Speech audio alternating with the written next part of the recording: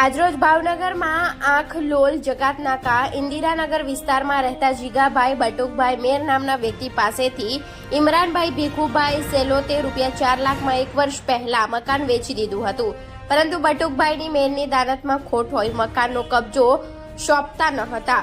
અવારનવાર ઇમરાનભાઈ બટુકભાઈ પાસે જઈ આજીજી કરતા કે મકાનનો કબજો પોતાને સોંપી દે, જેને લઈ આજરોજ બોલાચાલી થઈ હતી। જોતજોતામાં બાબુભાઈ મેર, જીગાભાઈ મેર, શારદાબેન, દક્ષાબેન અને મુન્નાભાઈ ભેગા મળી ઇમરાનભાઈ અને તેના ભાઈ સબીરભાઈ ભીખુભાઈ સેલોત અને તેમના પત્નીને લાકડી, પાઇપ, છરી વડે જીવલેણ હુમલો કર્યો હતો।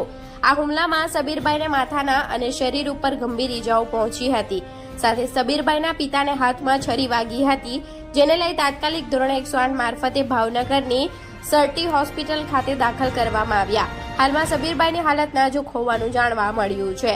Reporter Anwar Lakshmidhar, Gujarat crime news, Bhavnagar.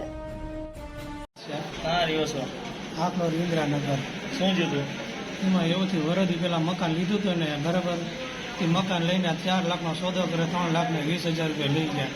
કટકે જીગાભાઈ, બીજું બટુકભાઈ, એ જીગાભાઈ, વિશાલ, શારદાબેન અને જીગાની વહુ દક્ષાબેન। આજે શું થયું?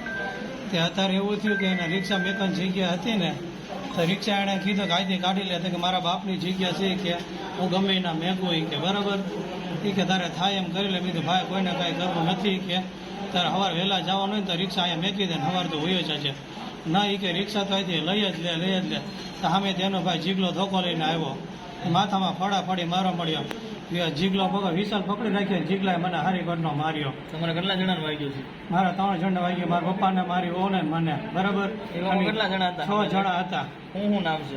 એક મુન્નાભાઈ છે એનો મામો, જીગાભાઈનો બરાબર, શારદાબેનનો ભાઈ છે, પછી જીગા બટુકભાઈ મેર, પછી વિશાલ બટુકભાઈ મેર, શારદા બટુકભાઈ મેર બરાબર, અને જીગાની વહુ છે।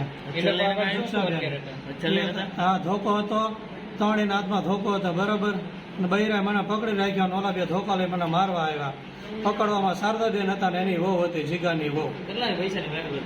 3,20,000ની મેળ હતી બરાબર, 4 લાખની મેળ હતી। અમે એની આગળ 50-60,000 રૂપિયા લીધા છે, હજી લેવાના છે। દર મહિને આવી રીતે માથાકૂટ કરતો હતો।